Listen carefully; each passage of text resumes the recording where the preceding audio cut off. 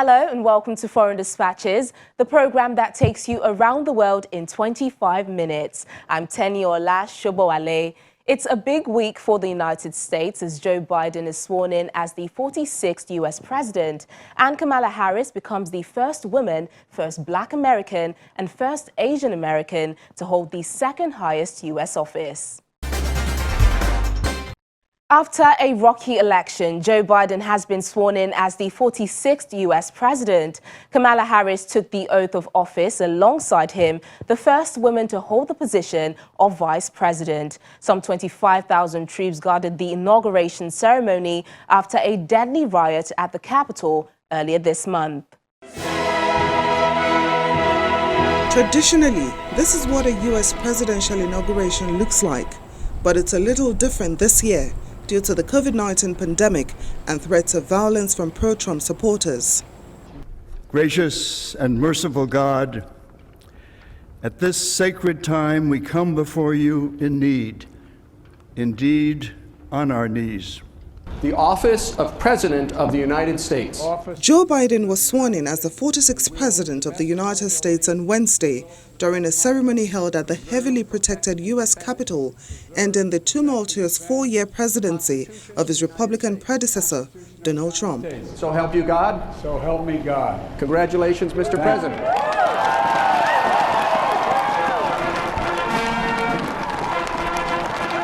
In his speech, the new U.S. president says his inauguration is a celebration of democracy and that the will of the people has been heard. This is America's day. This is democracy's day. A day of history and hope, of renewal and resolve. Through a crucible for the ages, America has been tested anew, and America has risen to the challenge. Today, we celebrate the triumph not of a candidate, but of a cause, the cause of democracy.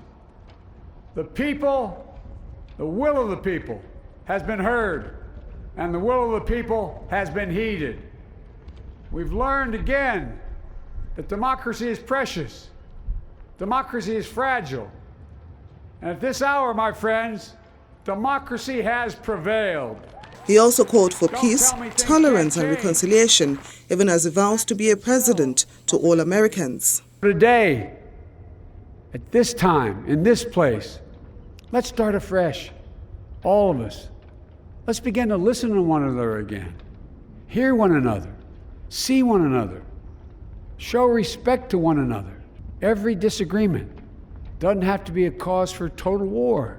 Then a moment of silence for all the American citizens that have lost their lives to the COVID-19 pandemic, and a promise that this too shall pass. This is our historic moment of crisis and challenge, and unity is the path forward. And we must meet this moment as the United States of America. If we do that, I guarantee you we will not fail. We have never, ever, ever, ever failed in America. Amazing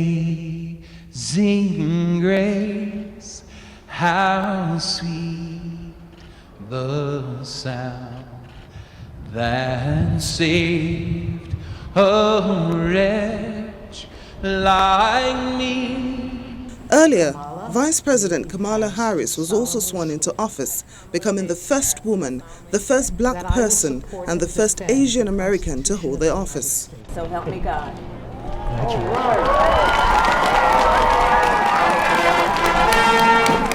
In attendance at the ceremony were three former presidents, Barack Obama, Bill Clinton, and George W. Bush, who were all accompanied by their wives.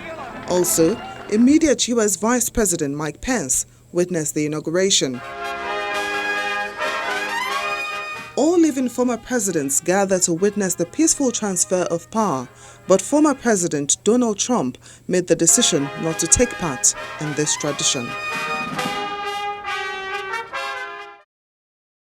It's not only the United States celebrating the inauguration of Joe Biden and Kamala Harris. In India, residents of the ancestral village of U.S. Vice President Kamala Harris held celebrations setting off firecrackers and distributing food. Tulasendrapuram, a leafy village about 320 kilometers south of the city of Chennai, is where Harris's maternal grandfather was born more than a century ago. Today, they are celebrating her inauguration as U.S. Vice President. Hopefully, we are very much happy. We are also ready to celebrate that occasion. Calendars featuring the faces of Biden and Harris have been distributed throughout the village by a cooperative.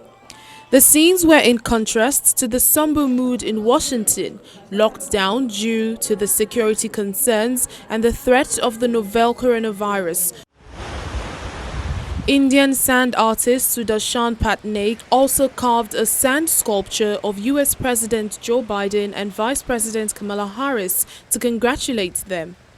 Patnaik created the sand art in India's eastern Puri beach, depicting Biden and Harris faces mounted in front of the American flag and the US Capitol building. We have created this sand sculpture to congratulate the new President of the US and Vice President of the US. Joe Biden and Kamala Harris. We are expecting the India and US relation will be more stronger and stronger. This sand sculpture especially we have dedicated for both of them for this historical day going to be. And we are very proud moment for us also. The Kamala Harris, she is from Indian origin. This is very proud moment for us also. I would like to hearty congratulate for both of them. Harris is the first woman, first Black American, and first Asian American to hold the second highest U.S. office. On his final full day in office, Donald Trump released a farewell video touting what he described as the success of his America First policies and telling his supporters that the movement is only just beginning. I go from this majestic place with a loyal and joyful heart, an optimistic spirit, and a supreme confidence that for our country and for our children, the best is yet to come. Donald Trump's farewell address on Tuesday served as a bookend to his inaugural speech in 2017, where he laid out his vision of leadership based on the concept of America First. My fellow Americans, 4 years ago, we launched a great national effort to rebuild our country, to renew its spirit, and to restore the allegiance of this government to its citizens.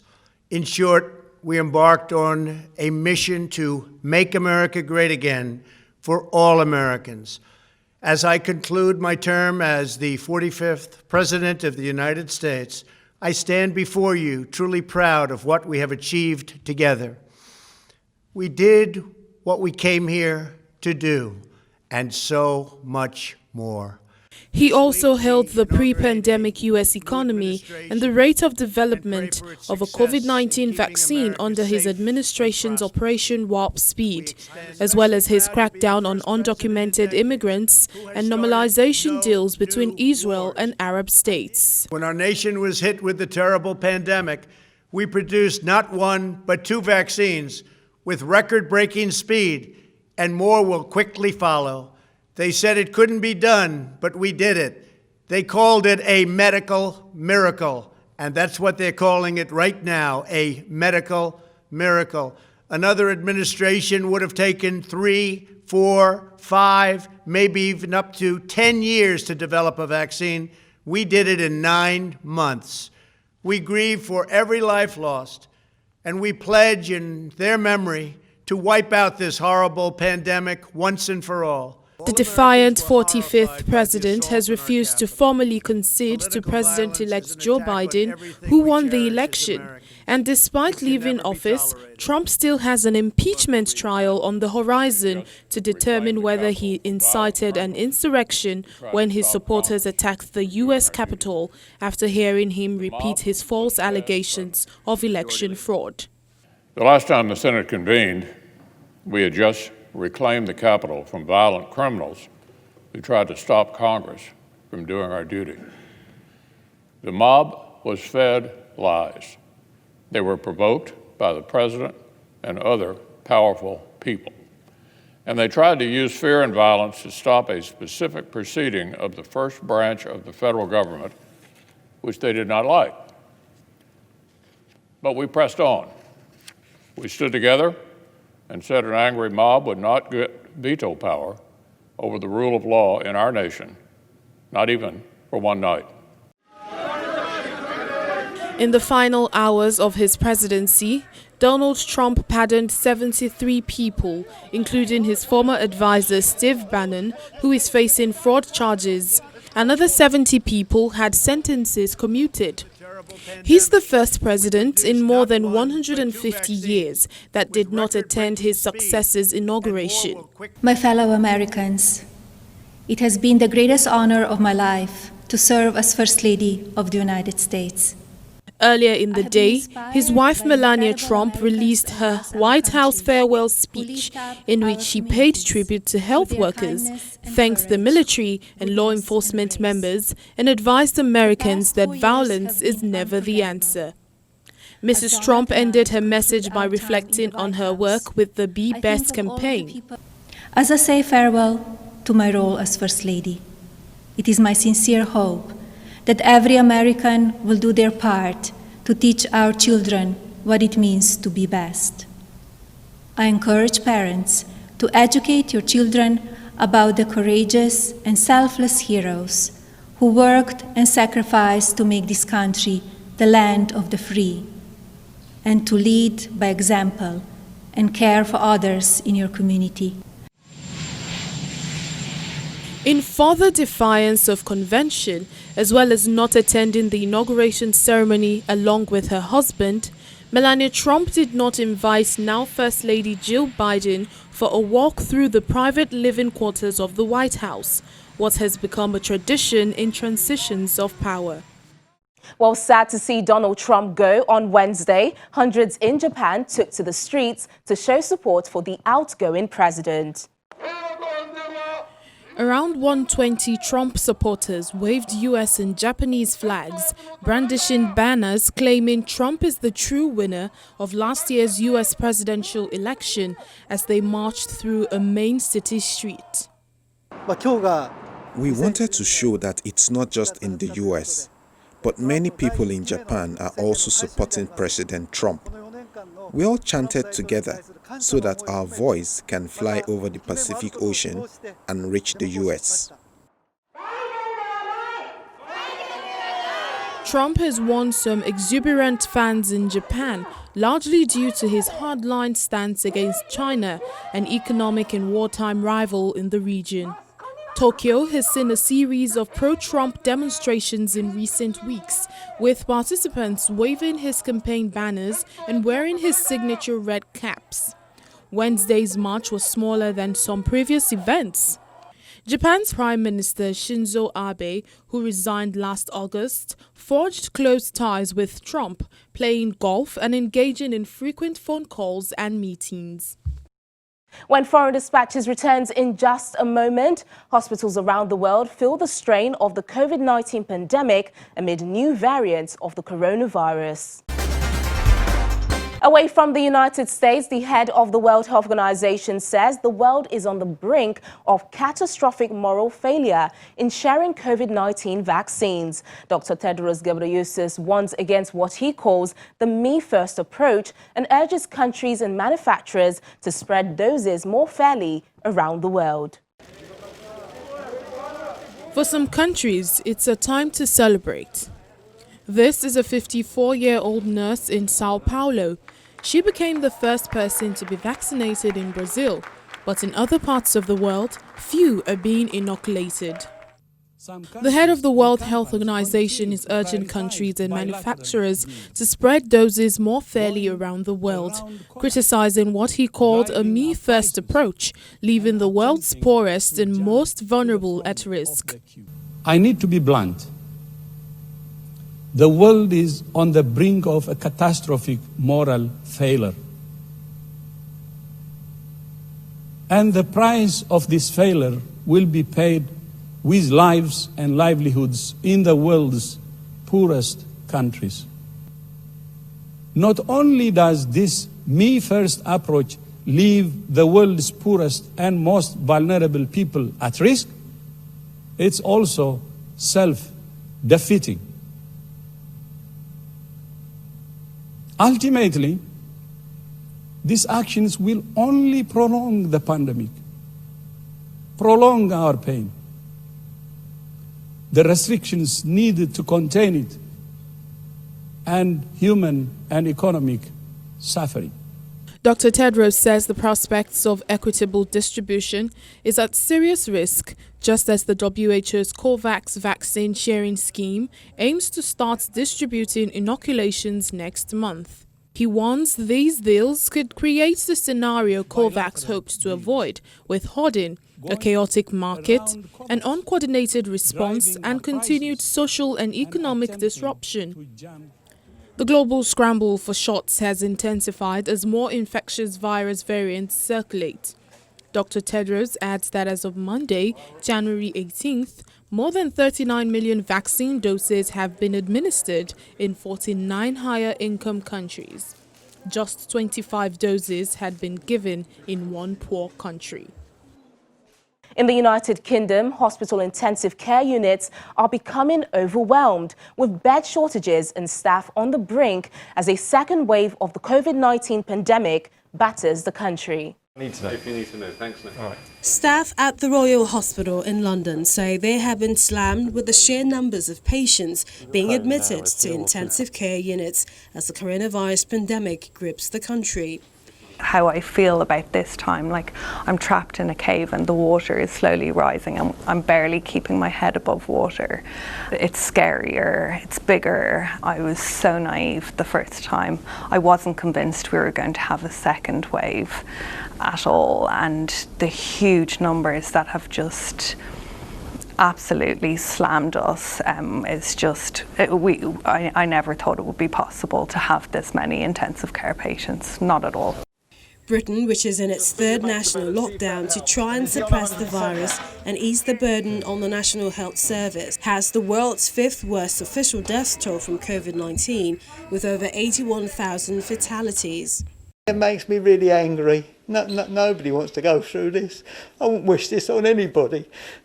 This really is horrible. It's real, and people really do need to look after themselves and take care, because you don't want this to happen. I wouldn't wish this on anybody. Yeah, please wake up and please be over careful. You can't do enough to keep yourself safe.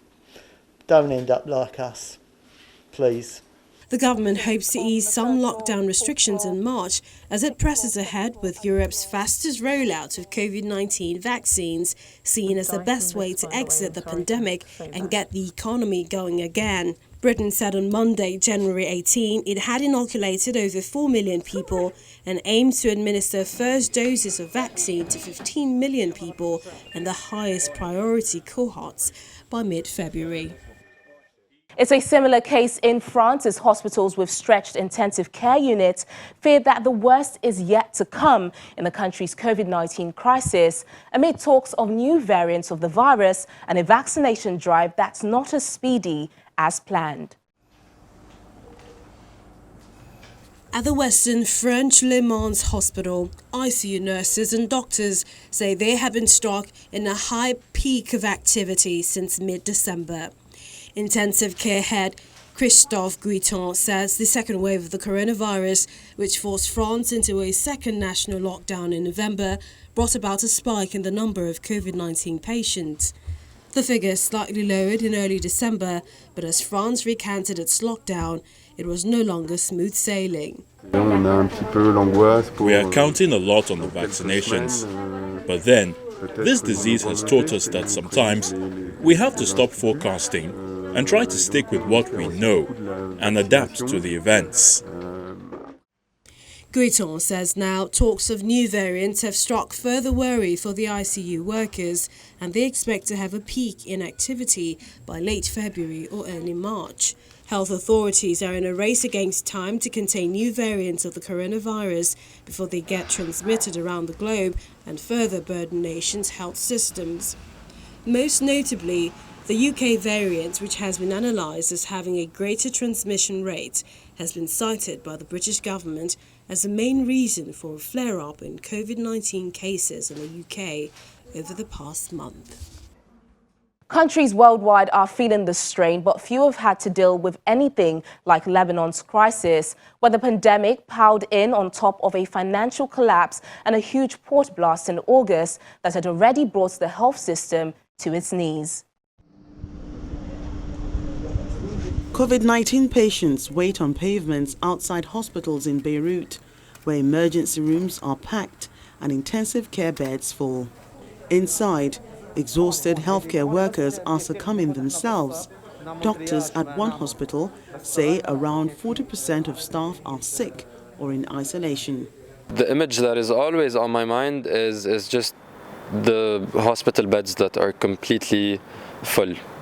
Honestly, the scenario in itself is just, I'm not going to say it's scary. في بت يعني في risk that's being taken, but just seeing hospitals truly full with patients that are ill, on ventilators, on oxygen, it's just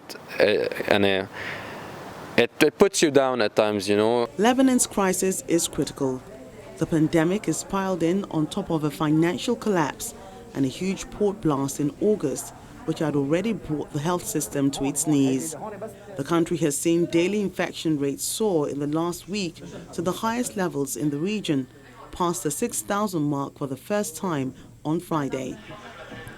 The caretaker government has said it's doing all it can. It has ordered the strictest lockdown yet, the 24-hour curfew until January 25th, a move which came too late, according to medics who have criticized the response. As countries in the region roll out shots, Lebanon only signed its final deal for 2.1 million doses of the Pfizer-BioNTech vaccine on Sunday. They are due to start arriving in batches starting in February. And finally, on the program, the rapid rollout of coronavirus vaccines amongst older people in Israel has lifted the spirits of an age group that has endured confinement and isolation during the crisis. At the Nev Ganizim Assisted Living Facility in the city of Netanya, residents, still in protective masks, host a dance party to celebrate receiving their second and final COVID-19 vaccine. Oh, it's so great! Thank goodness we get the second vaccine today. We are celebrating. We are going to be free to get out, to meet our families, friends, enjoy life the way we know how to do it. Although experts say it's not known if vaccines prevent transmission, so people who have been inoculated might still spread the virus, residents here are choosing to celebrate the small victory. We have decided to celebrate. We know that stress and anxiety suppress the immune system, and by dancing, singing, and having this party you see behind me, we're actually boosting the immune system and preparing it for the vaccine. And we all know and hope that that vaccine will work for 100% of our residents. Even as it boasts having vaccinated 28% of its population of 9 million, Israel has imposed an open-ended third national lockdown in a bid to rein in surging infections. Prime Minister Benjamin Netanyahu has promised that all Israeli adults could be vaccinated by the end of March. And that's Foreign Dispatches this week. Remember that you can keep up with all our top stories on channelstv.com. Thank you so much for watching. I'm Teniola Shoboale. I'll see you next time.